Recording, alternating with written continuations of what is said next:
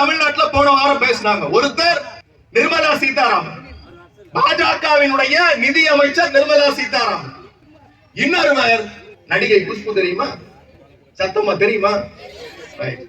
தமிழ்நாட்டில் இருக்கிற பொம்பளைகளுக்கு எல்லாம் 1000 ரூபாய் பிச்சை காசு போட்டுட்டா அவங்க திமுகவுக்கு ஓட்டு போட்டுருவாங்களான்னு கேட்டா அந்த பொம்பளை உரிமை தொகையை பிச்சை காசு என்று சொன்ன அந்த பெண்ணுக்கு இருப்பது கொழுப்பா திமிரா அதப்பா? பதில் சொல்லுங்க சத்தமா. கொழுப்பு, திமிரு, அதப்பு மூன்றும் கொண்டதுதான் பாஜக. இப்ப என்ன சொல்லுது பாஜக? நீங்கள் கொடுக்கிறீர்கள், அந்த திட்டத்தை நிறுத்து அப்படின்னு சொல்லுது மத்திய அரசு. 1000 ரூபாய் திட்டத்தை நிறுத்திடலாமா? நிறுத்தாத. கொடுத்த சின்னம் எது? சத்தமா கொடுத்த சின்னம் எது? அந்த சின்னத்திற்கு உங்கள் ஓட்டா? பிச்சை காசு என்று உங்கள் தன்மானத்தை தொட்டு பார்த்து கொச்சைப்படுத்திய அந்த கட்சிகளுக்கு ஓட்டா என்பதை நீங்கள் முடிவு செய்யும். இந்த நாட்களில மணி 9 இந்த கிராமத்துல இவ்வளவு பேர் ஆண்களுக்கு நிகராக, ஆண்களை விட மேலாக பெண்கள் உட்கார்ந்து இருக்கிறீர்கள். இந்த உரிமை உங்களுக்கு எப்படி கொடுக்கப்பட்டது? புரட்சியாளர் பாபா சாஹேப் அம்பேத்கர் இந்தியாவினுடைய முதல் சட்டத்துறை அமைச்சர் தன் பதவியை ராஜினாமா செய்து விட்டு கண்ணீர் விட்டுக் கொண்டு நாடாளுமன்றத்தை விட்டு வெளியே வந்தார். நாடாளுமன்றத்தை விட்டு வெளியே வந்தார். I will resign my post of law minister என்று சொன்னார். நான் சட்டத்துறை அமைச்சர் பதவியை ராஜினாமா செய்ய போகிறேன் என்று சொன்னார். பத்திரிகையாளர்கள் அதிர்ச்சியில் உடைந்து போனார்கள். இவ்வளவு பெரிய அறிவாளி தன் பதவியை ராஜினாமா செய்ய போகிறாரே என்று கேட்டபோது அவர் சொன்னார், சாதியால் ஒடுக்கப்பட்டோர் இருக்கிறார்கள், deprived by a caste. மதத்தால் ஒடுக்கப்பட்டோர் இருக்கிறார்கள், deprived maybe the religion. பிறப்பால் ஒடுக்கப்பட்டோர் இருக்கிறார்கள், மதத்தால் ஒடுக்கப்பட்டோர், சாதியால் ஒடுக்கப்பட்டோர், இனத்தால் ஒடுக்கப்பட்டோர் இருக்கிறார்கள். ஆனால் சாதியால், மதத்தால், பிறப்பால், இனத்தால் ஒடுக்கப்பட்டோரில் ஒடுக்கப்பட்டோர் யார் என்றால் இந்தியாவில் இருக்கிற பெண்கள்.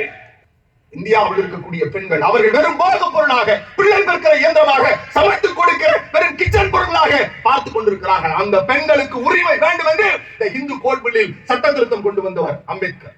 அவர் சொன்னார், வலியோடு சொன்னார், நெஞ்சுருகி சொன்னார், நான் 3 சட்ட திருத்தங்களை இந்த பெண் சமூகத்திற்கு கொண்டு வந்தேன். எந்த சாதி? எல்லா சாதி பெண்களுக்கும். 1 சொத்துரிமை, ப்ராப்பர்ட்டி ரைட். பெண்களுக்கு சொத்துரிமை அது வரைக்கும் இல்லை. 2வது விவாகரத்து செய்து கொள்ளுகிற உரிமை. கணவனை பிடிக்கவில்லை என்றால் விவாகரத்து செய்து கொள்ளலாம். 3 சுவிகார உரிமை, அடாப்ஷன் ரைட், தத்தெடுத்துக் கொள்ளுகிற உரிமை. இந்த 3 இன்றைக்கு இருக்கிறது. உங்களுக்கு தெரியாது இதை கொடுப்பதற்கு எத்தனை பெரிய சட்ட போராட்டம் நடந்தது என்று. இவையெல்லாம் எளிதில் கிடைத்து விடவில்லை. அம்பேத்கர் சொன்னார், நான் தோற்று போனதாக நினைக்கவில்லை, நான் வழியோடு சொல்லுகிறேன், a day will come, a leader will emerge, that leader fulfill my commitment through the legislature என்று சொன்னார். ஒரு நாள் வரும், ஒரு தலைவன் வருவான், அந்த தலைவன் சட்டப்பூர்வமாக என் சித்தாந்தங்களை நிறைவேற்றுவான் என்று புரட்சியாளர் பாபா சாஹேப் அம்பேத்கர் சொன்னார். அந்த நாள் வந்தது.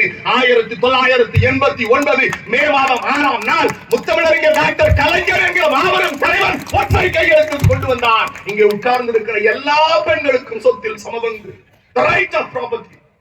50 ஆண்டுகளில் நாகாத்தம்மா என்கிற கைநாட்டை 50 ஆண்டுகளில் ஒரு கையெழுத்து போட்டு ஒரு தலைமுறை உங்கள் பேருக்கு பின்னால் BA, MA, MSc என்று ஏன் மாற்றி இருக்கிறது தெரியுமா? இந்த திராவிட இயக்கம் இல்லை என்றால் பெண்கள் அடிமைகளாக சாணி உருட்டி கொண்டு இருந்திருப்போம். இது எப்படி சாத்தியம்? இந்தியாவிலேயே முதல் முறையாக முத்தமிழறிஞர் டாக்டர் கலைஞர் முதலமைச்சர் உதயசூரியன் ஆட்சி அறிவித்தார், தமிழ்நாட்டில் பெண்களுக்கு கல்வி இலவசம், தமிழ்நாட்டில் பெண்களுக்கு கல்வி இலவசம் என்று கொடுத்த உரிமை டாக்டர் கலைஞர் கொடுத்தார். பெண்களை அரசியல்மயப்படுத்தியது யார் என்று பின்னோக்கி பாருங்கள். கலைஞர் தான் சொன்னார், பெண்கள் அரசியலுக்கு வர வேண்டும், உள்ளாட்சியில் அவர்களுக்கு 30% இடஒதுக்கீடு, பிறகு 33, 35, இன்றைக்கு தமிழ்நாட்டில் 50% இடஒதுக்கீடு பெண்களுக்கு.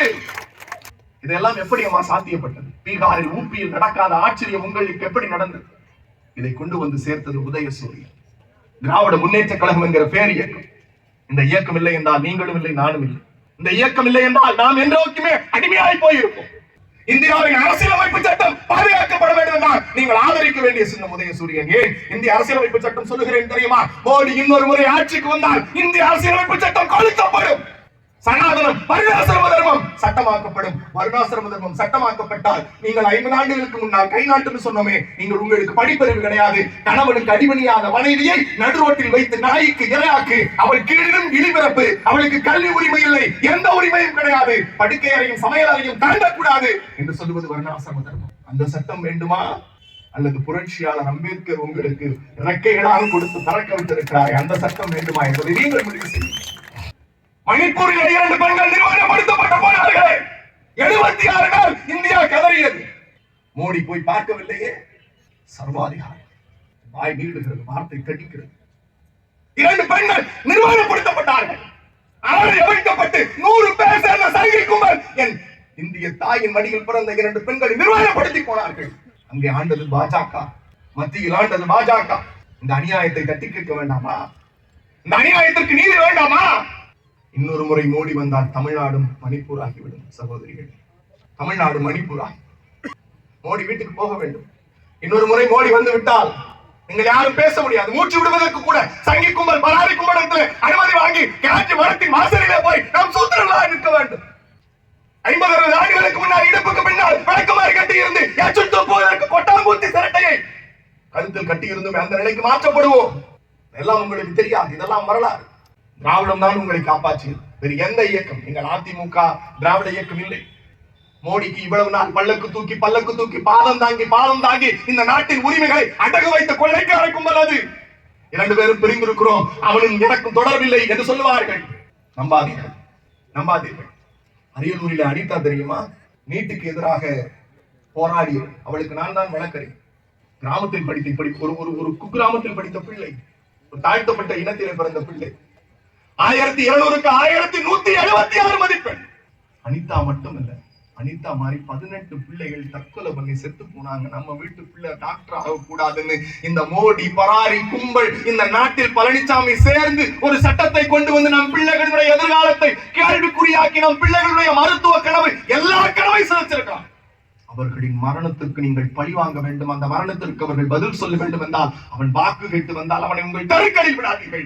எங்களுக்காக, எங்கள் இனத்திற்காக, எங்கள் மண்ணுக்காக போராடுகிற ஒற்றை இயக்கம் திராவிட முன்னேற்ற கழகம். அதன் சின்னம் உதயசூரியன். எங்கள் ஒற்றை தலைவர் முத்துவேல் கருணாநிதி ஸ்டாலினுக்குத்தான் எங்கள் வாக்கு என்று சொல்லுங்கள். இந்த உலகத்துல பாரதிதாசன் சொல்லுவார், ஒரு ஆணுக்கு கல்வி கொடுப்பது என்பது அவனுக்கு மட்டும் கொடுக்கிற கல்வி, ஒரு பெண்ணுக்கு கல்வி கொடுத்தால் அந்த சமூகத்துக்கு கொடுக்கிற கல்வின்னு. இன்றைக்கு நான் பேச போகிற ஏறக்குறைய ஒரு 4000 பெண்கள் இந்த அவையில இருக்கீங்க. உங்ககிட்ட பேசுறது நான் பெரும் மகிழ்ச்சி அடைகிறேன். நான் ரொம்ப எல்லாம் பேச மாட்டேன். சொன்ன டைமுக்கு நான் முடிச்சிடறேன். நீங்க அந்த இப்ப பாருங்க, இந்த லைட் எல்லாம் விட நீங்க சிரிக்கிற லைட் என்னை அடிக்குது பாத்தீங்களா? நான் கருப்பா இருந்தாலும் தெரியும் பாத்தீங்களா? அப்படியே முடிக்கிற வரைக்கும் ஹாப்பியா சிரிச்சுட்டு நிகழ்ச்சியை முடிச்சுட்டு போயிடலாம்.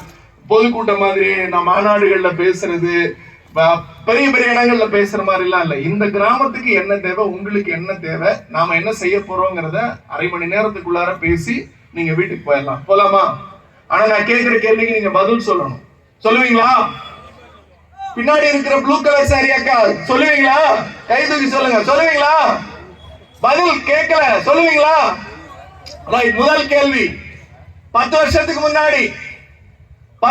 முன்னாடி 2 சிலிண்டர் ஒரு கேஸ் அடுப்பு இலவசமா கொடுத்த தலைவர் யாரு? கட்சி எது?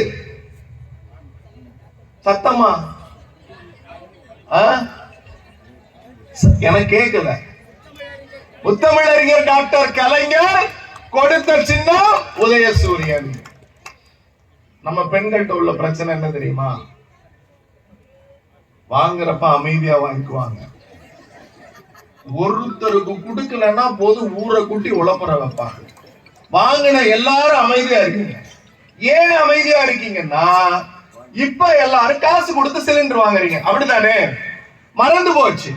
10 வருஷத்துக்கு முன்னாடி ஒரு மனுஷன் ஒரு சிலிண்டர் கொடுத்தாரு, ஒரு அலுப்பு கொடுத்தாரு. போய் நீங்க கேட்டீங்க, ஐயா ஒரு சிலிண்டர் பத்தல, போன் பண்ணா ஒண்ணுதான் தரமாட்டேங்கிறான் அப்படின்னு உடனே 2 சிலிண்டரா குடியா பாத்துக்கலாம் அப்படின்னு. ஏன் சிலிண்டர் முத்தமிழறிஞர் டாக்டர் கலைஞர் கொடுத்தாருன்னா, கிராமத்துல இருக்கிற பெண்கள் விறக ஒடிச்சு அடுப்புல வச்சு ஊதாங்குழல் வச்சு ஊதி ஊதி பெண் பிள்ளைகளுக்கு கண்ணு போய் நுரையீரல் சுருங்கி போய் மூச்சு விட முடியாம உங்கள் நுரையீரல் பாதிப்பு ஏற்பட்டு நுரையீரல் பாதிப்பால் இறக்கிற பெண்களினுடைய தொகை அதிகமாக போகிறது. ஆகவே அந்த பெண்கள் பட்டனை தட்டினா அடுப்பெறிகிற மாதிரி இந்தியாவிலேயே முதலில் உங்கள் வீடுகளுக்கு சிலிண்டர் இலவசமாக கொடுத்தது இந்த கட்சி. இன்னைக்கு ஏன் மறந்து போயிட்டோம்னா இன்னைக்கு சிலிண்டர் எவ்வளவு விலை? ஆண்கள் பேசக்கூடாது, முதவே சொல்லிட்டேன், கண்டிஷன் அப்ளை. எவ்வளவு சிலிண்டர்? 1100 ரூபாய். ஆமா, போன மாசம் வரைக்கும் 1200 ரூபாய். தூக்கிட்டு வர அண்ணனுக்கு 50 ரூபாயா 40 ரூபாயா? 50 ரூபாய். அப்ப நேத்து போன மாசம் வந்து 1250 ஒரு சிலிண்டர், இப்ப 1150. போன மார்ச் 8 தான் மோடி பிறந்திருக்காரு இந்தியாவுல. மகளிர் தினம் வந்த உடனே ஊழல் 100 ரூபாய் டிஸ்கவுண்ட், நீங்க எல்லாம் மேலே தாமரைக்கு ஓட்டு ஆத்தாகே ஜாத்தாகே அப்படின்னு நீங்க கேளுங்க. இப்ப 2 சிலிண்டர் வாங்கினா 2300 ரூபாய், 2300 ரூபாய் நீங்க இப்ப கொடுக்குறீங்க. சரியா? நான் கேட்டு வரலாறு ஞாபகப்படுத்துறேன். மகிழ்ச்சியா எல்லாரும் சொன்னீங்க. நான் இப்போ ஒரு கேள்வி கேட்க போறேன், மனசாட்சியோட பதில் சொல்லணும். சொல்லுவீங்களா? நாங்க 10 வருஷத்துக்கு முன்னாடி 2 சிலிண்டர் கொடுத்தோம். 10 வருஷத்துல மோடி சர்க்கார் வந்துச்சு. மோடி மாமா வந்து நிம்மி மம்மி யார் தெரியுமா? Nirmala Sitharaman, honourable finance minister of India. அந்த அம்மாவும் மோடியும் நின்னுகிட்டு சொன்னாங்க, அக்கா கனகாம்பரம் பூ வச்சாக்கா உக்காருமா. நீ வைக்கல, நீ பேசிட்டு இருந்த பாட்டி தான் கனகாம்பரம் பூ வச்சிருக்கோம். மோடி சொன்னார், மேரே இந்தியா, இது என்னுடைய நாடு. இந்தியாவில் இருக்கிற எல்லா பெண்களுக்கும் வங்கி கணக்கு தொடங்குங்கள். வங்கி கணக்கில் நீங்கள் வாங்குகிற கேஸ் மானியம் போடப்படும் என்று சொன்னார். இங்க இருக்கிற இந்த லத்தூர், செய்யூர் பகுதிகள் ஏறக்குறைய 4000 மகளிர் இருக்கிறீர்கள். நீங்கள் எல்லோரும் இல்லத்தரசிகள், தினமும் சமைப்பவர்கள். மோடியின் பேச்சை கேட்டு வங்கி கணக்கு தொடங்கினோம். யாருக்காவது மோடி போடுகிற கேஸ் சிலிண்டர் மானியம் வருகிறதா? சத்தமா கையை தூக்கி பதில் சொல்லணும். நீங்க எல்லாம் வாங்குறீங்களா? கை தூக்குங்க. பின்னாடி கையை தூக்குங்க. அவ்வளவுதான். உங்களுக்கு உங்களுக்கு 2 சிலிண்டர் இலவசமா கொடுத்த கட்சிக்கு ஓட்டா, பேங்க்ல போடுறேன்னு சொல்லி உங்க காசை திருடின மோடி திருட்டு கும்பலுக்கு உங்க ஓட்டான்னு முடிவு செய்யுங்க. நான் எந்த கட்சிக்கு ஓட்டு கேட்கல. I will leave it to you. நான் உங்கள்கிட்ட விட்டுறேன். நீங்கள் யாருக்கு வாக்களிக்க வேண்டும் நீங்கள் தான் முடிவு செய்ய முடியும். நான் வாக்கு கேட்கலாம். யாருக்கு?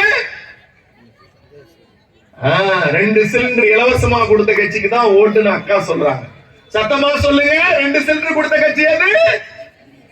அந்த கட்சியோட சின்னம் எது? உங்கள் வாக்கு. இரண்டாவது விஷயம், இந்த நாடு ரொம்ப மோசமா போயிட்டு இருக்குமா? நீங்கள் எல்லோரும் பாதுகாப்பான கைகளில் இருக்கிறீர்கள்.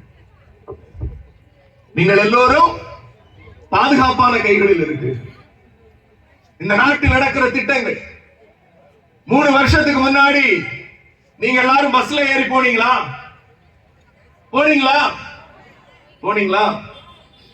இந்த லத்தூர் செய்யூர்ல இருந்து மதுராந்தகம் போறதுக்கு எவ்வளவு டிக்கெட்? சத்தமா 15 ரூபாயா 20 ரூபாயா? எவ்வளவு? 15 ரூபாய். போயிட்டு வர்றதுக்கு எவ்வளவு? 30 ரூபாய். 30 நாள் போயிட்டு வந்தா 900 ரூபாய். 900 ரூபாய். இன்னைக்கு நீங்க பேருந்துல ஏறுறீங்க, நானோ பிரசன்னாவோ அண்ணன் பாஸ்கர் சுந்தரம் அவர்களோ நம்முடைய ஒன்றிய கழக செயலாளர் பாபுவோ அல்லது தாசோ பேருந்து ஏறினால் நாங்கள் காசு கொடுக்கிறோம். காசை வாங்கி கொண்டு கண்டக்டர்களை முறைக்கிறார். நீங்கள் 3 ஆண்டுக்கு முன்னால் பேருந்து ஏறினீர்கள், எடப்பாடி அரசாங்கத்தில் காசு கொடுத்தீர்கள். கண்டக்டர் என்ன பேசுறான் தெரியுமா? வெத்தலையை போட்டு கொதப்பிட்டு வந்து பக்கத்துல நிக்கிறேன். சில்லறை யாரும் ஒப்பனா கொடுப்பான் கேட்டாரா? சத்தமா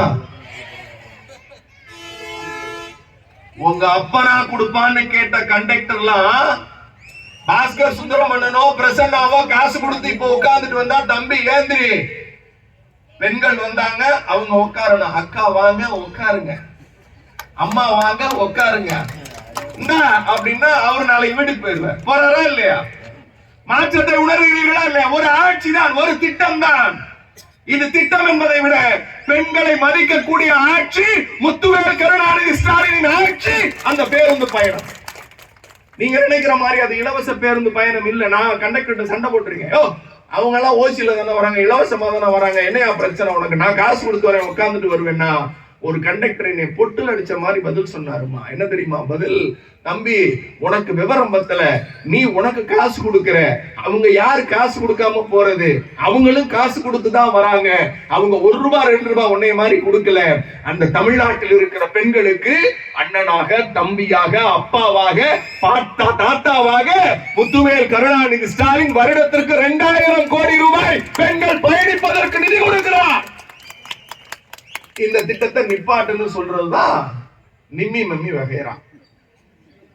இந்த திட்டம் தொடருவதற்கு உங்கள் ஓட்டா, இந்த திட்டத்தை நிறுத்த வேண்டும் என்று சொல்லுகிற மோடி வகைராவுக்கு உங்கள் ஓட்டா? நீங்க முடிவு செய்யுங்க. வாங்க, மணி 8:30. இரண்டாவது கேள்வி, இந்த இதை முடிச்சிருவோம். இந்த 900 ரூபாய் என்ன சார் நடந்துற போகுது? இந்த 900 ரூபாய் என்ன நடந்துற போகுது? இங்க இருக்கிற யாரும் செல்வ சீமாட்டிகள் கிடையாது, பெரிய கோடீஸ்வரங்க கிடையாது, சாதாரண சாமானிய வீட்டு பெண்கள். லத்தூர்ல கீரைக்கட்டு தலையில சுமந்துக்கிட்டு இந்த செய்யூர் பஸ் ஸ்டாண்ட்ல போனோமா, கீரையை வித்தோமா, இல்லது பூக்களை வீட்டுல கட்டி பஸ் ஸ்டாண்ட் முச்சந்தில நின்று பூக்களை வித்துட்டு வந்தோமா, இல்ல வாழைப்பழத்தை தலையில தூக்கிட்டு மதுராந்தகம் பஸ் ஸ்டாண்ட்ல வச்சு வித்துட்டு வந்தோமா, இல்ல வீட்டு வேலைக்கு போறோமா, அல்லது ஏதாவது ஒரு துணிக்கடைக்கு வேலைக்கு போறோமா? இப்படி வீட்டு வேலைக்கும் எளிய மக்களினுடைய உணர்வு இருக்குல்ல. நீங்க எவ்வளவு அதிகபட்ச சம்பாதிக்கிறீங்க? வீட்டு வேலைக்கு போறவங்க யாராவது இருப்பீங்க. அந்த வீட்டு வேலைக்கு போறவங்களுடைய, இந்த பகுதியில வீட்டு வேலைக்கு போறவங்களுடைய அதிகபட்ச சம்பளம் எவ்வளவா இருக்கும்? எச்சு பாத்திரம் கழுவோம், வீடு பெருக்குவோம், அழுக்கு துணி துவைப்போம், சமைச்சு வைப்போம், எல்லாம் செய்வோம். என்னக்கா 2000 தான் சம்பளம். அந்த பெண்ணினுடைய உழைப்பு இருக்குல்ல, மாதம் முழுக்க அந்த பெண் அந்த வீட்டில் எச்சு பாத்திரம் கழுவி, துணி துவைத்து, வீடை பெருக்கி கூடி எல்லா வீட்டையும் செத்தம் பண்ற அந்த பொண்ணுக்கு 2000. நான் இன்னொரு 1000 சேர்த்துக்கிறேன், 3000, மினிமம் 3000. 3000 ரூபாய் ஒரு பெண் சம்பாதிக்கிறாள் வீட்டு வேலை செய்து. பூ விற்கிற பாட்டி 3000 ரூபாய் சம்பாதிக்கிறாள். கைவலிக்க பூ கட்டி அதை கொண்டு போய் ரோட்ல நிப்பாட்டி அந்த பூவை வித்து காசு கொண்டு வர்றப்ப அந்த மாதம் முழுக்க அவர் செய்த செலவு போக கையில் இருப்பது 3000. 3 ஆண்டுக்கு முன்னால் அதே 3000 கையில் இருந்ததை நீங்கள் பயணித்தீர்கள். உங்க காசுல இருந்து எடப்பாடி 900 ரூபாயை கொண்டாண்டு நெஞ்சு உருகாம நோகாம உங்களிடத்திலிருந்து கொள்ளையடித்தது அதிமுக எடப்பாடி பழனிசாமி. உங்கள் உணர்வை புரிந்து கொண்டார். யாருடைய உழைப்பு வேண்டும், யாருடைய உழைப்பு வேண்டாம் என்று ஒரு தலைவர் முடிவு செய்தார். அவர் யார் தெரியுமா? 50 ஆண்டு காலம் நம்மை எல்லாம் ஆண்டு இந்தளவும் மேலிருந்து நம்மை பாதுகாத்துக் கொண்டிருக்கிறாரே முத்தமிழறிஞர் டாக்டர் கலைஞர். அவர் கொடுத்த கொடை முத்துவேல் கருணாநிதி ஸ்டாலின். அந்த தலைவன் சிந்தித்தார். உழைக்கும் பெண்கள் ரத்தம் சிந்தி, வியர்வை சிந்தி, எச்சு பாத்திரத்தை தொட்டு, பூக்கட்டி, பழவித்து, கீரை கட்டு சுமந்துக்கிட்டு போற அந்த பெண்கள் சம்பாதிக்கிற ஒரு நயா பைசா ஏன் அரசாங்கத்துக்கு வேணாயா? அந்த உழைப்பு அவர்களுக்கே போக வேண்டும். ஆகவே நான் அண்ணனாக, தமிழ் பெருங்குடி மக்களினுடைய அப்பாவாக அந்த பெண்களினுடைய பேருந்து இலவசமாக கொடுத்து அந்த பணத்தை நான் கொடுக்கிறேன் என்று உங்களின் சமூக அந்தஸ்தை உயர்த்தி இருக்கிற திட்டம் விடியல் பயண திட்டம். இந்த திட்டத்தை மோடி சர்க்கார் நிப்பாட்ட சொல்லுது. திட்டம் கொடுத்த தலைவருக்கு உங்கள் வாக்கா, அல்லது உங்களை மீண்டும் அடிமைகளாக பெண்கள் உழைப்பை சுரண்டி தின்ன சொல்லுகிற ஒரு பராரி கும்பலுக்கா உங்கள் வாக்கு என்பதை முடிவு செய்யுங்க. 3வது கேள்வி, 1000 ரூபாய் உரிமை தொகை. இந்த கூட்டத்தில் இப்ப நான் கேட்பேன், கேட்ட உடனே வாங்குறவங்க எல்லாம் அமைதியா இருப்பாங்க. ஒரு 10 பேருக்கு வர அந்த 10 பேர் இப்ப என்னம்மா கத்துவாங்கன்னு மட்டும் வேடிக்கை பாருங்க. 1000 ரூபாய் உரிமை தொகை யாரெல்லாம் வாங்குறீங்க? கை தூக்குங்க பாப்பா, நல்லா கை தூக்குங்க. பத்தியா, நான் வாங்கல, கை தூக்குங்க. இப்ப மத்தவங்க எல்லாம் வாங்கலையா? வாங்காதவங்க கூட போட்டோ எடுத்து நாளைக்கு தாசில்தார்ட்ட மொபைல் நம்பர் சேவ் பண்ணி கை கீழே போடு. மகிழ்ச்சி. வாங்கல அப்படின்னு ஒரு பாட்டி சொல்றாங்க. ஈரோட்டுக்கு முதலமைச்சர் போனார். நண்பர்களே, இது ஒரு பெருந்திரள் கூட்டம். இது ஒரு பெருந்திரள் கூட்டம். நான் ரொம்ப மகிழ்ச்சியோட இங்க பேசுறேன், மனநிறைவோட பேசுறேன். மனநிறைவோடு பேசுகிறேன். ஏன் தெரியுமா? நீங்கள் தான் இந்த இந்தியாவை பாதுகாக்க கிளம்பி இருக்கிற போராளிகள். இந்த 1000 ரூபாய் கொடுக்கலன்னு சொன்ன உடனே பாட்டி மொட்டை போட்ட பாட்டி திரும்ப திரும்ப பேசிக்கிட்டு. ஈரோட்டுக்கு முதலமைச்சர் போனார். பாட்டி பேர் என்ன? நாகம்மா. நாகம்மாவுக்கு இப்ப 1000 ரூபாய் பிரச்சனை. பதில் சொல்றேன். நாகம்மா பாட்டி 2வது முறை அப்ளிகேஷன் போட்டீங்களா? போட்டீங்களா? வெரி குட், போட்டாச்சு. ரைட், பதில் சொல்றேன். இது மந்திரம் இல்லல்லம்மா. பிரசன்னாட்ட நீங்க 1000 ரூபாய் கேட்டீங்கன்னா கையில இருந்து 1000 ரூபாய் கொடுக்க போறேன். இல்லன்னா அக்கா 200 ரூபாய் இருக்கு வச்சுக்க, என்னால அவ்வளவுதான் முடியும்னு சொல்லுவேன். அரசாங்கம் என்பது அப்படி அல்ல. இந்த 1000 ரூபாய் தொகை இருக்கு இல்லையா, உரிமை தொகை. ஈரோட்டுக்கு முதலமைச்சர் போறார். முதலமைச்சரை ஒரு அம்மா வழி மறிக்குது, நிப்பாட்டுது. என்னம்மா எனக்கு 1000 ரூபாய் வரல. முதலமைச்சர் 2 கேள்வி கேட்டார். அம்மா ஆவணங்கள் சரியா கொடுத்தீங்களா? கொடுத்தேன். ஆதார் கார்டு கொடுத்தியாமா? கொடுத்தேன். ரேஷன் கார்டு கொடுத்தியா? ஏன் கொடுத்து விட்டு போச்சுன்னு பின்னாடி அமைச்சர் முத்துசாமி இருந்தார். இப்படி திரும்பி பார்த்தார். அப்புறம் திரும்ப முதலமைச்சர் சுதாரிச்சுக்கிட்டு கேட்டாரு, உங்க வீட்டுக்காரர் என்ன வேலை பார்க்கிறாரு? எங்க வீட்டுக்காரர் தாசில்தாரா இருக்காரு. தாசில்தார் வீட்டுக்காரமாகலாம் 1000 ரூபாய் கொடுத்தா வழங்குமா? ஆனால் நாகம்மாவை போல எளிய பாட்டிகளுக்கு விட்டு போயிருக்கிறது உண்மை. ஆமா,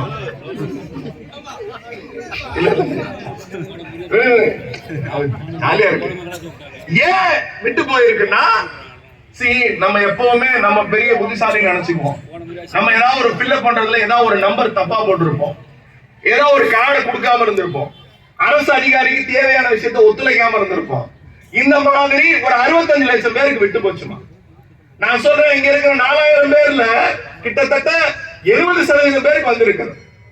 தமிழ்நாடு முழுக்க உழைக்கும் பெண்களுக்கு 1,15,00,000 பேருக்கு 1000 ரூபாய் உங்கள் வீட்டுக்காரர் கொடுப்பதற்கு முன்னால் அந்த உரிமை தொகை உங்கள் வங்கி கணக்கில் வருகிறது. மெசேஜ் வந்துருச்சா? ஆமாண்டி வந்துருச்சு. 1000 ரூபாய் காசு வந்துருச்சு. வந்துருச்சா? வந்துருச்சு. பாரு, யாரு போட்டா? கலைஞர் புள்ள போட்டாரு. இந்த திட்டம் தொடரணும்னா நீ கலைஞர் பிள்ளை தாண்டி ஓட்டு போடணும். இந்த விட்டு போனவர்களுடைய பிரச்சனையை முதலமைச்சரிடத்தில் சொன்னேன். நான் பர்சனலா பேசுவேன், நான் தலைவர்கிட்ட பர்சனலா பேசுவேன். நான் கலைஞர்கிட்ட வளர்ந்த புள்ள, பெருமையா சொல்லுவேன். அவனுக்குள்ள அந்த வாய்ப்புலாம் என்ன. நான் ஒரு பெரிய தன்னிறைவடைந்த அரசியல் பார்வையாளர். கலைஞர்கிட்ட 7-8 வருஷம் காலடியிலே கிடந்தேன். அவர் அரசியல் ஞானி. அவரோட பிள்ளைகிட்ட நேரடியா சொன்னேன், முதலமைச்சர் சொன்னேன், அண்ணே இந்த மாதிரி விட்டு போன பெண்கள்லாம் ரொம்ப குப்பாடு போடுறாங்கண்ணே. வாங்கினவெல்லாம் அமைதியா வரல, எனக்கு வரல. அப்ப வராதவர்களுக்கு என்ன பதில்? 65 லட்சம் பேருக்கு வரல. முதலமைச்சர் சொன்னார், இது தேர்தல் காலம், மனுவை வழங்குங்கள். மனு வழங்கியதற்கு பிறகு, இந்த தேர்தல் முடிந்ததற்கு பிறகு அந்த 65 லட்சம் பேருக்கு முதலமைச்சர் சொன்னார், தேர்தல் முடியட்டும், ஆவணம் சரியாக இருந்தால் எப்படி 1,15,00,000 பேருக்கு 1000 ரூபாய் கொடுத்தோமோ அப்படி மீதம் இருக்கிறவர்களுக்கும் அந்த 65 லட்சம் பேர் இங்கே லத்தூரில் இருக்கிற நாகத்தம்மா அவர்களுக்கும் 1000 ரூபாய் தேர்தல் முடிந்து கொடுக்கப்படும். அது முத்துவேல் கருணாநிதி ஸ்டாலின் அவர்களின் உறுதிமொழி. இப்ப இந்த தொகை வருது, இதுக்கு உங்க வாக்கு அப்படின்னு நான் கேட்கல. 2 பேர் தமிழ்நாட்டுல போன வாரம் பேசினாங்கம்மா. 2 பேர் தமிழ்நாட்டுல போன வாரம் பேசினாங்க. ஒருத்தர் நிர்மலா சீதாராமன், பாஜகவினுடைய நிதி அமைச்சர் நிர்மலா சீதாராமன். இன்னொருவர் குஷ்பு, தெரியுமா? நடிகை குஷ்பு தெரியுமா? சத்தமா தெரியுமா? இந்த 2 பேரும் பேசினார். சென்னை நம்பர் 1 கூட்டத்திலே பேசினார்கள். என்ன பேசினார்கள்? தமிழ்நாட்டில் இருக்கிற பொம்பளைகளுக்கு எல்லாம் 1000 ரூபாய் பிச்சை காசு போட்டுட்டா அவங்க திமுகவுக்கு ஓட்டு போட்டுருவாங்களான்னு கேட்டா அந்த பொம்பளை. நான் ஹானரபிள் மினிஸ்டர் ஆஃப் இந்தியான்னு முதல் சொன்னேன் தெரியுங்களா, பினான்ஸ் மினிஸ்டர் ஆஃப் இந்தியான்னு. இப்ப அந்த பொம்பளைன்னு சொல்றேன்ல, உரிமை தொகையை பிச்சை காசு என்று சொன்ன அந்த பெண்ணுக்கு இருப்பது கொழுப்பா திமிரா அதப்பா? பதில் சொல்லுங்க. சத்தமா சத்தமா. கொழுப்பு, திமிரு, அதப்பு மூன்றும் கொண்டதுதான் பாஜக. இப்ப என்ன சொல்லுது பாஜக? நீங்கள் கொடுக்கிறீர்கள், அந்த திட்டத்தை நிறுத்து அப்படின்னு சொல்லுது மத்திய அரசு. 1000 ரூபாய் திட்டத்தை நிறுத்திடலாமா? சட்டமா? நிறுத்தாத. கொடுத்த சின்னம் எது? சத்தமா கொடுத்த சின்னம் எது? அந்த சின்னத்திற்கு உங்கள் ஓட்டா? பிச்சை காசு என்று உங்கள் தன்மானத்தை தொட்டு பார்த்து கொச்சைப்படுத்திய அந்த கட்சிகளுக்கு ஓட்டா என்பதை நீங்கள் முடிவு செய்யும். இது கிராமம். ஒரு செய்தி சொல்லுகிறேன். இந்த தொகையினுடைய பெயர் வைக்கப்பட்டது அல்லவா, உரிமை தொகை. இந்த டெபினிஷன் ஆஃப் உரிமை தொகை. நம்ம வீட்டுல காலையில முதல்ல எழுந்திருக்கிறது யாருமா? சத்தம். நீங்க தானே? அவங்க வீட்டுல அவர் தான் எழுந்திருக்கிறாரா? நீங்கள் தான் எழுந்திருக்கிறீர்கள் இல்லையா? இது கிராம பகுதிகளில் மாடு இருக்கும், ஆடு வளர்ப்போம். காலையில எழுந்திருச்சு மாட்டுக்கு தண்ணி காட்டி ஆடை அவிழ்த்து விட்டு அதுக்கு தேவையான விஷயங்களை செஞ்சு சாணி கரைச்சி வீடு முழுவி காலையில போய் பிள்ளைகளை எழுப்பி அந்த பிள்ளைகளை ஸ்கூலுக்கு கிளப்போம். அந்த ஸ்கூலுக்கு கிளப்ப ஒரு சண்டை மாறுதல் இருக்குல்ல. ஒரு இடத்துல டவுசரை போட்டிருப்பான், ஒரு இடத்துல சட்டையை போட்டிருப்பான், ஒரு இடத்துல பெல்ட்டை போட்டிருப்பான். சட்டையை தென்னா டவுசர் இருக்காது, டவுசரை தென்னா சாக்ஸ் இருக்காது, சாக்ஸை தென்னா பெல்ட் இருக்காது. இதை எல்லாத்தையும் ஒன்னா போட்டு அவனை ரெடி பண்ணி பேக் எடுத்துட்டு வாடான்னா பேக் எடுத்துட்டு வருவான். பேக் மட்டும்தான் இருக்கும், நோட்டு புக் உள்ள இருக்காது. நோட்டு எல்லாம் எங்கடா? அங்க இருக்குமா? அதை தேடி எல்லாத்தையும் உள்ள வச்சு பென்சில் எல்லாம் போட்டு. போன வருஷம் வரைக்கும் நீங்க என்ன பண்ணிட்டு இருந்தீங்க? பிள்ளைக்கு என்ன பண்ணிட்டு இருந்தீங்க? காலையில சாப்பாடு, இட்லி இல்ல பக்கத்து கடையில மாவு வாங்கி தோசை ஊத்தி கொடுத்தா அனுப்புறீங்க. இப்ப பண்றீங்களா? பதில் சொல்லுங்க சத்தமா. ஒரு தாயினுடைய முதல் வேலை என்ன? தாயினும் சால பறிந்து என்பதுதான் வார்த்தை. ஒரு குழந்தையை பசியாற்றுவதுதான் ஒரு பெண்ணின் முதல் கடமை, ஒரு தாயின் முதல் கடமை. இன்னைக்கு அந்த பிரச்சனை உங்களுக்கு இல்ல. ஏன் இல்ல? நீ கிளம்பி போடாட்டாங்க. எங்க அண்ணன், எங்க அப்பா முத்துவேல் கருணாநிதி ஸ்டாலின் எங்களுக்கெல்லாம் மேல தாயுமானவனாக இருக்கார். நீ ஸ்கூலுக்கு போ, அங்க உனக்கு சாப்பாடு. என்ன சாப்பாடு? பொங்கல், கிச்சடி, ரவா உப்புமா. பார்த்து பார்த்து கொடுக்கிறார், பார்த்து பார்த்து கொடுக்கிறார். இந்த திட்டத்தை நிறுத்த என்று சொல்லுகிறது மத்திய அரசாங்கம். இந்த திட்டம் தொடர வேண்டும் என்றால் நீங்கள் ஆதரிக்க வேண்டிய சின்னம் எது? காலையில சாப்பாடு கொடுத்து அனுப்பிட்டீங்க. நம்ம வீட்டுக்காரர் எழுந்திருப்பா, வீட்டுக்காரர் எழுந்திரிச்சு கேட்பா, நீங்க பிள்ளைய ஸ்கூலுக்கு அனுப்பிட்டு வருவீங்க. வீட்டுக்காரர் கேட்பா, எங்கடி போயிட்டு வர? காலையில எங்க பிள்ளைய ஸ்கூலுக்கு அனுப்பிட்டு வரேங்க. அதுக்கு உனக்கு விட நேரமா? காப்பி தண்ணி கொண்டு வாங்க. தலைவன் எழுந்திரிச்ச உடனே அவருக்கு காபி வைப்பீங்க. காபியை குடிச்சிட்டு இன்னைக்கு சாயங்காலம் கூட்டம் இருக்கு லத்தூர்ல, மாவட்ட செயலாளர் சுந்தரண்ண வராரு, வெள்ளை சட்டை எடுத்து வை, மதியானம் சாப்பாடு கடல்ல சங்கரா மீன் வாங்கி குழம்பு வச்சு நான் வந்துருவேன்ட்டு தலைவன் கிளம்பிடுவார். காலையில என்னடி டிஃபன் கேட்பாரு? தோசைங்க, சட்னி, தேங்காய் சட்னிங்க. தேங்காய் சட்னி எங்க வள்ளியக்கா டெய்லி தேங்காய் சட்னி ஆவச்சுனே சாவடிக்கும். எங்க வீட்டுல இருக்கும் வேலைக்காரமா டெய்லி தேங்காய் சட்னி, தேங்காய் சட்னி. ஒரு நாள் அந்த அம்மா அக்கா உள்ள பேசுறது எனக்கு கேட்டுருச்சு. யாரு? உங்க வீட்டம்மா. உங்க வீட்டுக்காரர் கேட்கிறாரு, என்ன டெய்லி தேங்காய் சட்னி? அக்கா உள்ள சொல்லுது, ஒரு நாளைக்கு தேங்காய்க்கு பதிலா அரளிய வைக்கலன்னா பாரு அப்படின்னு சவுண்ட் கேட்குது. அண்ணன் சாப்பிட்டு முடிச்சுட்டு கிளம்பிடுறேன். சாப்பிட்டு முடிச்சு போனோம்னா வேலை முடிஞ்சு போச்சா? அண்ணன் அவுத்து போட்ட துணி, பிள்ளைங்க அவுத்து போட்ட துணி, வீடு பாத்திரம், வீடை ஒதுக்கி வீடை கூட்டி எல்லா வேலையும் பண்ணி வெயில் நேரத்துல மாட்டை அடைச்சி அதுக்கு தண்ணி காட்டி கடைசியா 12:45 டிவி முன்னாடி உட்காந்து ரிமோட்டை கையில எடுத்து அன்பே வான்னு போடுவீங்க. அண்ணன் உள்ள வருவார். உள்ள வந்து என்ன சொல்லுவார்? ஏண்டி உனக்கு வெக்கமாவே இல்லையாடி? டிவி முன்னாடி உட்காந்து உடம்ப வளர்த்து நாடகமா பார்த்து தொலைறியே சொல்லுவாரா மாட்டாரா? ஆமாவா இல்லையா? சாப்பாடெல்லாம் போட்டு தலைவன் படுத்துருவாப்ல. சாயங்காலம் தான் பொதுக்கூட்டம், போய்க்கலாம், என்னை 6 மணிக்கு எழுப்பி விடுன்னு படுத்துருவாப்ல. நீங்க எல்லாருக்கும் சாப்பாடை போட்டு மதியானம் சாப்பாடை சாப்பிட்டு திரும்பறதுக்குள்ளார 3:15 ஆயிடும்.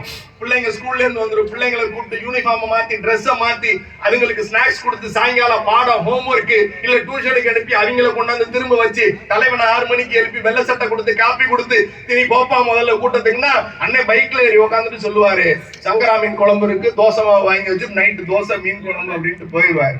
நீங்க தோசை மீன் குழம்பு செஞ்சு பிள்ளைகளுக்கு சாப்பாடு கொடுத்து எல்லாத்தையும் படுக்க வச்சு தூங்கி மாட்டுக்கு தண்ணி காட்டி ஆட்டை பிடிச்சி அடைச்சி எல்லாம் பண்ணி கடைசியா இருக்கிற மிச்ச மீதியை சாப்பிட்டுட்டு பாத்திரத்தை ஒதுங்க வச்சுட்டு கிச்சனை அடைச்சிட்டு வந்து படுக்கிறது கடைசியா யாரு?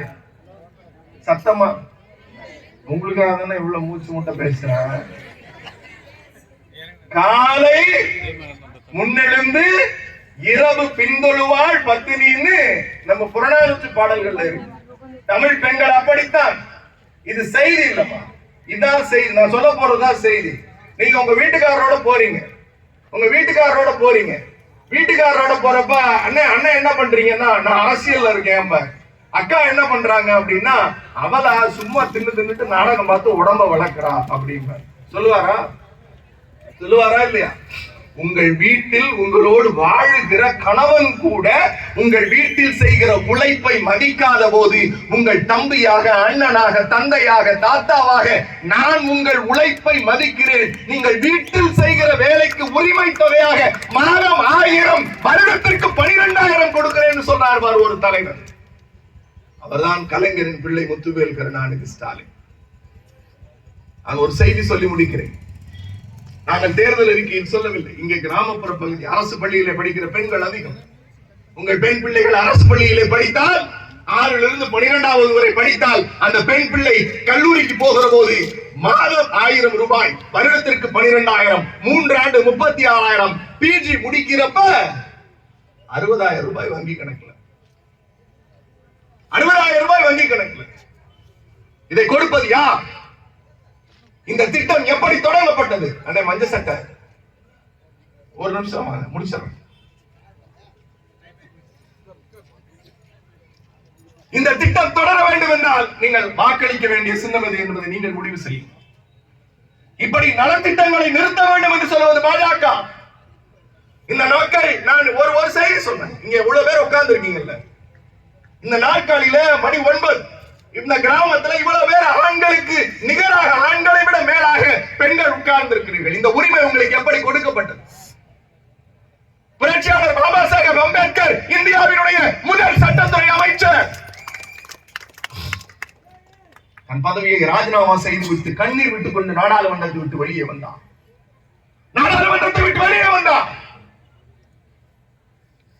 I will resign my post of law minister என்று சொன்னார். நான் சட்டத்துறை அமைச்சர் பதவியை ராஜினாமா செய்ய போகிறேன் என்று சொன்னார். பத்திரிகையாளர்கள் அதிர்ச்சியில் உடைந்து போனார்கள். இவ்வளவு பெரிய அறிவாளி தன் பதவியை ராஜினாமா செய்ய போகிறாரே என்று கேட்டபோது அவர் சொன்னார், சாதியால் ஒடுக்கப்பட்டோர் இருக்கிறார்கள், deprived by a caste. மதத்தால் ஒடுக்கப்பட்டோர் இருக்கிறார்கள், deprived maybe the religion. பிறப்பால் ஒடுக்கப்பட்டோர் இருக்கிறார்கள், மதத்தால் ஒடுக்கப்பட்டோர், சாதியால் ஒடுக்கப்பட்டோர், இனத்தால் ஒடுக்கப்பட்டோர் இருக்கிறார்கள். ஆனால் சாதியால், மதத்தால், பிறப்பால், இனத்தால் ஒடுக்கப்பட்டோரில் ஒடுக்கப்பட்டோர் யார் என்றால் இந்தியாவில் இருக்கிற பெண்கள். இந்தியாவில் இருக்கக்கூடிய பெண்கள் அவர்கள் வெறும் போதும் பொருளாக, பிள்ளை பெற்கிற இயந்திரமாக, சமைத்து கொடுக்கிற வெறும் கிச்சன் பொருளாக பார்த்துக் கொண்டிருக்கிறார்கள். அந்த பெண்களுக்கு உரிமை வேண்டும் என்று இந்த இந்து கோட் பில்லில் சட்ட திருத்தம் கொண்டு வந்தவர் அம்பேத்கர். அவர் சொன்னார், வலியோடு சொன்னார், நெஞ்சுருகி சொன்னார், நான் 3 சட்ட திருத்தங்களை இந்த பெண் சமூகத்திற்கு கொண்டு வந்தேன். எந்த சாதி, எல்லா சாதி பெண்களுக்கும். 1, சொத்துரிமை, the property right. பெண்களுக்கு சொத்துரிமை அதுவரைக்கும் இல்லை. 2வது, விவாகரத்து செய்து கொள்ளுகிற உரிமை. கணவனை பிடிக்கவில்லை என்றால் விவாகரத்து செய்து கொள்ளலாம். 3, சுவிகார உரிமை, அடாப்ஷன் ரைட், தத்தெடுத்துக் கொள்ளுகிற உரிமை. இந்த 3 இன்றைக்கு இருக்கிறது. உங்களுக்கு தெரியாது இதை கொடுப்பதற்கு எத்தனை பெரிய சட்ட போராட்டம் நடந்தது என்று. இவையெல்லாம் எளிதில் கிடைத்து விடவில்லை. அம்பேத்கர் சொன்னார், நான் தோற்று போனதை நினைக்கவில்லை, நான் வலியோடு சொல்லுகிறேன், a day will come, a leader will emerge, that leader fulfill my commitment through the legislature என்று சொன்னார். ஒரு நாள் வரும், ஒரு தலைவன் வருவான், அந்த தலைவன் சட்டப்பூர்வமாக என் சித்தாந்தங்களை நிறைவேற்றுவான் என்று புரட்சியாளர் பாபா சாஹேப் அம்பேத்கர் சொன்னார். அந்த நாள் வந்தது. 1989 மே மாதம் 6ஆம் நாள் முத்தமிழறிஞர் டாக்டர் கலைஞர் என்கிற மாபெரும் தலைவன் ஒற்றை கையெழுத்து கொண்டு வந்தார். இங்கே உட்கார்ந்து இருக்கிற எல்லா பெண்களுக்கும் சொத்தில் சமபங்கு, the right of property. இந்த கூட்டத்தில் ஒரு செய்தி சொல்லுகிறேன். 60 வயதை கடந்த நாகாத்தம்மா பாட்டியை கூப்பிட்டு, அம்மா நாகாத்தம்மா, உன் பெயரை எழுது என்று சொன்னால் சொல்லும் பாட்டி, எனக்கு பெயர் எழுத தெரியாது, மைடப்பா கொண்டு வா, நான் உருட்டி கை வைக்கிறேன் என்று.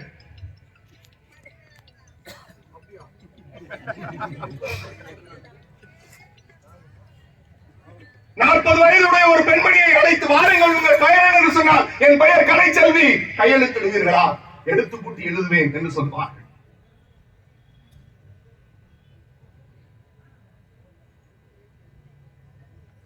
நம்முடைய ஒன்றிய கழகத்தினுடைய செயலாளர் பாபுருடைய மனைவி மேடைக்கு வந்து எனக்கு சால்வை அணிவித்தார். அண்ணா வாருங்கள் என்று அவர் அழைக்கவில்லை, we warmly welcome you என்று ஆங்கிலத்தில் அழைத்தார். அவர் பெயரை கூப்பிட்டு கையெழுத்து போடுங்கள் என்று சொன்னார். மைடப்பா தேவையில்லை, எழுத்து கூட்ட தேவையில்லை, ஆங்கிலத்தில் சிக்னேச்சர் கையெழுத்திடுவேன் என்று சொல்லுகிற ஒரு தலைமுறை. இதே கூட்டம் தான் 50 ஆண்டுகளில் நாகாத்தம்மா என்கிற கைநாட்டை 50 ஆண்டுகளில் ஒரு கையெழுத்து போட்டு ஒரு தலைமுறை உங்கள் பேருக்கு பின்னால் BA, MA, MSc என்று ஏன் மாற்றி இருக்கிறது தெரியுமா? இந்த திராவிட இயக்கம் இல்லை என்றால் பெண்கள் அடிமைகளாக சாணி உருட்டி கொண்டு இருந்திருப்போம். இது எப்படி சாத்தியம்? இந்தியாவிலேயே முதல் முறையாக முத்தமிழறிஞர் டாக்டர் கலைஞர் முதலமைச்சர் உதயசூரியன் ஆட்சி அறிவித்தார், தமிழ்நாட்டில் பெண்களுக்கு கல்வி இலவசம், தமிழ்நாட்டில் பெண்களுக்கு கல்வி இலவசம் என்று கொடுத்த உரிமை டாக்டர் கலைஞர் கொடுத்தார். படித்து விட்டோம், பிறகு வேலை வாய்ப்பு. நீங்க இங்க இருக்கிற தாசில்தார் அலுவலகத்துக்கு போங்க, கலெக்டர் அலுவலகத்துக்கு போங்க, அல்லது VO ஆபீஸுக்கு போங்க, அங்க 3 பேர் பெண்கள் உட்கார்ந்து வேலை பார்ப்பார்கள். எப்படி? இந்தியாவிலேயே முதல் முறையாக பெண்களுக்கு வேலை வாய்ப்பில் 33% இடஒதுக்கீடு கொடுத்தது கலைஞர் உதயசூரியன் திமுக. கல்வி உரிமை, வேலை வாய்ப்பில் உரிமை, சொத்துரிமை. அதற்கு பிறகு இந்த பகுதி எனக்கு புதியதான பகுதி. இங்கே ஊராட்சி மன்ற தலைவர்கள் இருக்கலாம், ஊராட்சி மன்ற தலைவர்கள் இருக்கலாம். நான் பெயர் படிக்கிறேன் பாருங்க. வேலாயுதம் ஒரு ஆண், சசிகுமார் 2வது ஆண், திருநாவுக்கரசு 3வது ஆண். இது 3 பேர். அதற்கு பிறகு படிக்கிற பெயரையும் உன்னிப்பாக கவனியுங்கள். சுந்தரி ஜனார்த்தனர், சுதா வாசு, இளவரசி ஜனார்த்தனர், ஆர்த்தி செல்வம், காந்திமதி ரமேஷ். இருக்கிற 8 பேரில் 5 பேர் பெண்கள். உங்கள் ஊராட்சி மன்ற தலைவர். இந்த அதிகாரத்தை கொடுத்தது யார்? இந்த அதிகாரத்தை உங்களுக்கு வழங்கியது யார்? The politicization of women. பெண்களை அரசியல்மயப்படுத்தியது யார் என்று பின்னோக்கி பாருங்கள். கலைஞர் தான் சொன்னார், பெண்கள் அரசியலுக்கு வர வேண்டும், உள்ளாட்சியில் அவர்களுக்கு 30% இடஒதுக்கீடு, பிறகு 33, 35. இன்றைக்கு தமிழ்நாட்டில் 50% இடஒதுக்கீடு பெண்களுக்கு. இதெல்லாம் எப்படி அம்மா சாத்தியப்பட்டது? பீகாரில், ஊப்பியில் நடக்காத ஆச்சரியம் உங்களுக்கு எப்படி நடந்தது? இதை கொண்டு வந்து சேர்த்தது உதயசூரியன். திராவிட முன்னேற்ற கழகம் என்கிற பேர் இயக்கம். இந்த இயக்கம் இல்லை என்றால் நீங்களும் இல்லை, நானும் இல்லை. இந்த இயக்கம் இல்லை என்றால் நாம் என்றோக்குமே அடிமையாய் போயிருப்போம். இந்த வளர்த்து இன்னொரு செய்தி சொல்றேன். மத்திய அரசு, பாஜக அரசு போஸ்ட் மெட்ரிக் ஸ்காலர்ஷிப்பான அப்துல் கலாம் ஆசாத்தினுடைய உதவித்தொகையை நிறுத்தி இருக்கிறது. என்ன உதவித்தொகை தெரியுமா? ஒடுக்கப்பட்ட, தாழ்த்தப்பட்ட, பிற்படுத்தப்பட்ட இனத்தில் பிறந்தில் பெண்கள் உயர்கல்வி படிக்கிறார்கள். அதற்கு காங்கிரஸ் அரசாங்கத்தில் கலைஞர் சொல்லி கொடுக்கப்பட்ட அந்த போஸ்ட் மெட்ரிக் ஸ்காலர்ஷிப்பை நிப்பாட்டிட்டான். இப்ப ஏன் தெரியுமா? எஸ்சி புள்ள பிஜி படிச்சா எங்களுக்கு என்ன ஆக போகுது? முஸ்லிம் வீட்டுக்குள்ள பிஜி படிச்சா எங்களுக்கு என்ன ஆக போகுது? சாதி இந்து வீட்டுக்குள்ள பிஜி படிச்சா எங்களுக்கு என்ன ஆக போகுது? அவங்க எல்லாம் படிக்க கூடாது, எங்க ஆத்துல உள்ளவா மட்டும்தான் படிக்கணும்னு உங்களை நிப்பாட்டிட்டான். உங்க ஆத்துல உள்ளவா மட்டும்தான் படிக்கணும். உங்க ஆத்துங்கிறது உங்களுக்கு என்னன்னு தெரியும் நினைக்கிறேன். ஏன் இந்த பாகுபாடு? இந்த பாகுபாட்டை களைய வேண்டும் என்று கலைஞர் கொடுத்தார் அந்த ஸ்காலர்ஷிப்பை. இன்றைக்கு முத்துவேல் கருணாநிதி ஸ்டாலின் சொல்லி இருக்கிறார், மத்திய மோடி சர்க்கார் நிறுத்தலாம், ஆனால் இந்த கலைஞரின் ஆட்சி அந்த ஸ்காலர்ஷிப் தொடரும். அதன் விளைவு என்ன தெரியுமா என்றா சொந்தங்களே? இந்தியாவிலேயே இந்தியா என்கிற ஒரு பெருங்கடலில் 69% உயர்கல்வி படிக்கக்கூடிய பெண்கள் உள்ள மாநிலம் தமிழ்நாடு. 1 லட்சம் பேர் இன்னைக்கு பிஹெச்டி ஸ்காலர் இந்தியாவுல. 1 கோடி பேர்ல கிட்டத்தட்ட 1 லட்சம் பேர் என்ரோல் பண்ணிருக்காங்க. அந்த 1 லட்சம் பேர்ல 32,000 PhD ஸ்காலர் தமிழ்நாட்டில். இந்த நிலைமை எப்படி? இந்த நிலைமை எப்படி? திராவிட இயக்கம் கொடுத்த கொடை. இந்தியா காப்பாற்றப்பட வேண்டும் என்றால் நீங்கள் வாக்களிக்க வேண்டிய சின்னம் உதயசூரியன். இந்தியாவின் அரசியலமைப்பு சட்டம் பாதுகாக்கப்பட வேண்டும் என்றால் நீங்கள் ஆதரிக்க வேண்டிய சின்னம் உதயசூரியன். ஏன் இந்திய அரசியலமைப்பு சட்டம் சொல்லுகிறேன் தெரியுமா? மோடி இன்னொரு முறை ஆட்சிக்கு வந்தால் இந்திய அரசியலமைப்பு சட்டம் கொளுத்தப்படும். சனாதனம் வர்ணாசிரம தர்மம் சட்டமாக்கப்படும். வர்ணாசிரம தர்மம் சட்டமாக்கப்பட்டால் நீங்கள் 50 ஆண்டுகளுக்கு முன்னால் கை நாட்டுன்னு சொன்னோமே, நீங்கள் உங்களுக்கு படிப்பறிவு கிடையாது, கணவனுக்கு அடிபணியாத மனைவியை நடுரோட்டில் வைத்து நாய்க்கு இரையாக்கு, அவள் கீழிலும் இழிபிறப்பு, அவளுக்கு கல்வி உரிமை இல்லை, எந்த உரிமையும் கிடையாது, படுக்கை அறையும் சமையல் அறையும் தாண்டக்கூடாது என்று சொல்லுவது வர்ணாசிரம தர்மம். அந்த சட்டம் வேண்டுமா? அல்லது புரட்சியாளர் அம்பேத்கர் உங்களுக்கு இறக்கைகளாக கொடுத்து பறக்க விட்டிருக்கிறார், அந்த சட்டம் வேண்டுமா என்பதை நீங்கள் முடிவு செய்யுங்கள். மணிப்பூரில் 2 பெண்கள் நிர்வாணப்படுத்தப்பட்ட போனார்கள். 76 நாள் இந்தியா கதறியது. மோடி போய் பார்க்கவில்லையே. சர்வாதிகாரி வாய் நீடுகிறது, வார்த்தை கடிக்கிறது. 2 பெண்கள் நிர்வாணப்படுத்தப்பட்டார்கள். அவர்கள் எவைக்கப்பட்டு 100 பேர் சேர்ந்த சைகை கும்பல் என் இந்திய தாயின் மடியில் பிறந்த 2 பெண்களை நிர்வாணப்படுத்தி போனார்கள். அங்கே ஆண்டது பாஜக, மத்தியில் ஆண்டது பாஜக. இந்த அநியாயத்தை தட்டி கேட்க வேண்டாமா? இந்த அநியாயத்திற்கு நீதி வேண்டாமா? இன்னொரு முறை மோடி வந்தால் தமிழ்நாடும் மணிப்பூர் ஆகிவிடும் சகோதரிகள். தமிழ்நாடு மணிப்பூர் ஆகி. நான் ஒரு செய்தி சொல்லி முடிக்கிறேன். நான் உணர்வு வயப்படுகிறேன். மோடி வீட்டுக்கு போக வேண்டும். இன்னொரு முறை மோடி வந்து விட்டால் நீங்கள் யாரும் பேச முடியாது. மூச்சு விடுவதற்கு கூட சங்கி கும்பல் பராரி கும்பலத்தில் அனுமதி வாங்கி காட்சி மரத்தின் வாசலிலே போய் நாம் சூத்திரர்களாக நிற்க வேண்டும். 50-60 ஆண்டுகளுக்கு முன்னால் இடுப்புக்கு பின்னால் விளக்குமாறு கட்டி இருந்து எச்சுட்டு போவதற்கு கொட்டாம்பூச்சி சிரட்டையை கழுத்தில் கட்டி இருந்தும் அந்த நிலைக்கு மாற்றப்படுவோம். எல்லாம் உங்களுக்கு தெரியாது. இதெல்லாம் வரலாறு. சிறு வயதிலேயே கணவன் இழந்து அந்த பெண்ணை உட்கார்ந்து மொட்டையடித்து வைத்துக் கொண்டே இருந்தார்கள். அந்த நிலையை மாற்றி இருக்கிறோம்.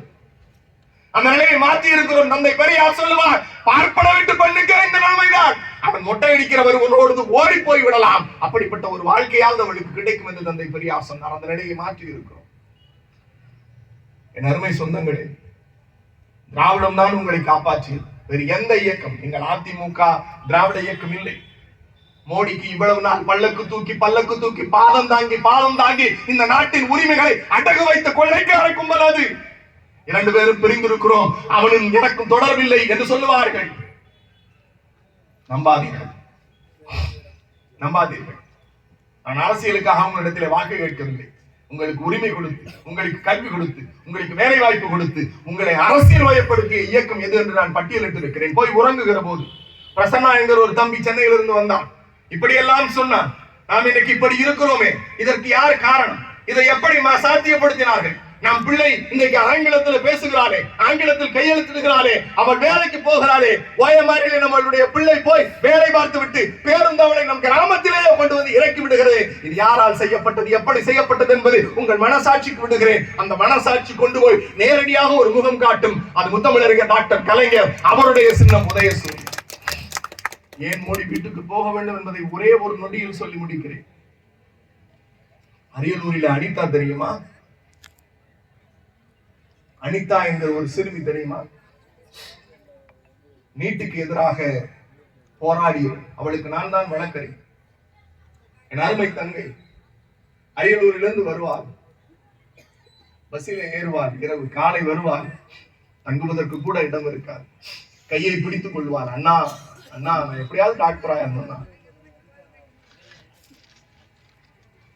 கிராமத்தில் படித்த இப்படி ஒரு குக்கிராமத்தில் படித்த பிள்ளை, ஒரு தாழ்த்தப்பட்ட இனத்திலே பிறந்த பிள்ளை, 1200க்கு 1176 மதிப்பெண். கலைஞர் தான் நுழைவுத் தேர்வு ரத்தம் சட்டம் கொண்டு வந்தார். அப்படி இருந்திருந்தால், அந்த சட்டம் தொடர்ந்திருந்தால் இந்நேரம் அனிதா டாக்டர் முடித்து விட்டு அவள் ஊரிலே ஒரு மருத்துவர் அனிதாவாக இருந்தார். நீதிமன்றத்துக்கு வருவா, அவரிடத்துல கேட்பேன், என்னம்மா ஏமா இவ்வளவு கஷ்டப்படுற? இல்லன்னா நான் டாக்டர் ஆகணும். ஏமா ஆகணும்? ஆனா நான் எனக்கு 14 வயசு இருக்கிறப்ப நான் வயசுக்கு வந்தேன். 3வது நாள் எங்க அம்மா செத்து போயிட்டாங்க. எனக்கு 3வது தண்ணி ஊத்துறதுக்கு கூட எங்க அம்மா இல்லை. கட்டில வச்சு எங்க அம்மாவை தூக்கிட்டு போனாங்க. நான் போற வழியிலே நெஞ்சடிச்சு எங்க அம்மா செத்து போயிட்டா. நான் டாக்டருக்கு படிக்கணுங்கிறது கோடிக்கணக்கான பணம் சம்பாதிக்கிறதுக்கு இல்லைன்னா, என் கிராமத்துல, அரியலூர் குக்கிராமத்துல, என் கிராமத்துல இன்னொரு அம்மா சாக கூடாது, என்னை மாதிரி ஒரு புள்ள 3ஆம் நாள் தண்ணி ஊத்துறதுக்கு அனாதையா நிக்க கூடாதுன்னா, அதுக்காக நான் டாக்டருக்கு படிக்கிறேன்னா போராடணும், கடுமையா போராடணும். உச்ச நீதிமன்றம் வரை போய் போராடினோம்.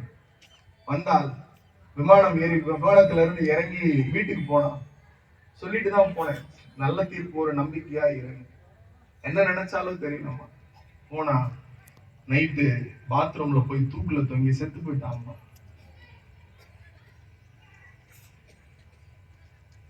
1200க்கு 1176 வாங்கின புள்ள தூக்குல தொங்கிட்டாங்க. அவருடைய கனவு யாரால் ஒடுக்கப்பட்டது தெரியுமா? மோடியா. அதற்கு ஆதரவு அளித்து வாக்களித்தது யார் தெரியுமா? எடப்பாடி பழனிசாமி. அனிதா மட்டும் இல்ல, அனிதா மாதிரி 18 பிள்ளைகள் தற்கொலை பண்ணி செத்து போனாங்க. நம்ம வீட்டு பிள்ளை டாக்டர் ஆக கூடாதுன்னு இந்த மோடி பராரி கும்பல், இந்த நாட்டில் பழனிசாமி சேர்ந்து ஒரு சட்டத்தை கொண்டு வந்து நம் பிள்ளைகளுடைய எதிர்காலத்தை கேள்விக்குறியாக்கி நம் பிள்ளைகளுடைய மருத்துவ கனவு, எல்லா கனவை சிதைச்சிருக்கான். அவர்களின் மரணத்துக்கு நீங்கள் பழி வாங்க வேண்டும். அந்த மரணத்திற்கு அவர்கள் பதில் சொல்ல வேண்டும் என்றால், அவன் வாக்கு கேட்டு வந்தால் அவனை உங்கள் தெருக்களில் விடாதீர்கள். எங்களுக்காக, எங்கள் இனத்திற்காக, எங்கள் மண்ணுக்காக போராடுகிற ஒற்றை இயக்கம் திராவிட முன்னேற்ற கழகம். அதன் சின்னம் உதயசூரியன். எங்கள் ஒற்றை தலைவர் முத்துவேல் கருணாநிதி ஸ்டாலினுக்குத்தான் எங்கள் வாக்கு என்று சொல்லுங்கள். நன்றி, வணக்கம்.